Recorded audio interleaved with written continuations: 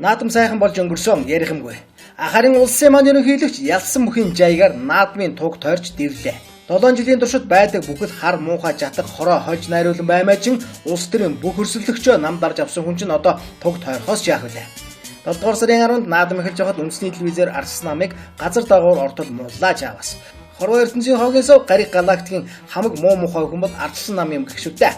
Наадам эхэлж улс амьтан баярлаж цэнгэж байхад ийм ярих хэрэг байсан юм уу? Байсан л байх нь. Мань хүн Ардчилсан намаас нэр дэвшин төрийн тэргүүнээр сонгогдож өдгөө 7 дахь жилдээ Монгол улсын хамгийн том албан тушаал дээр тарвалзаж санснаа хийж сарааснаа атгаж яваа.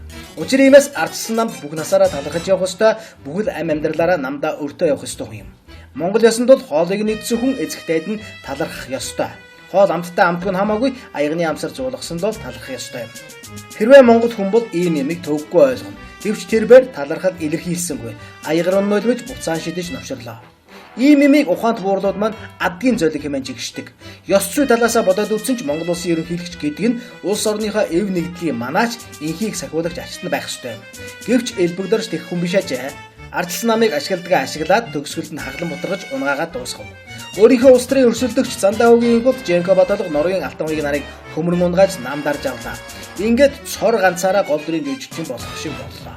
Одоохондоо Ирэх 17 онд түүний бүрэн эрхийн хугацаа дуусч тэнгэрээс бууж ирнэ л дээ. Тэр үедээ оймсоо гозойлогчулгүй шиг л зөөлөн газардах хэрэгтэй. Тиймээс одоо Монгол ардын намтай эвдэрч болохгүй. Түүнийгэж сайн бүтээгээд авах шиг боллоо. Ийхүү төрлөх Ардчилсан намаа лидерүүдтэй нам унгаан дарж авсан намхан хүн туг дорж төрийн далбаанд дэвж шавж явна да. Харъя явал.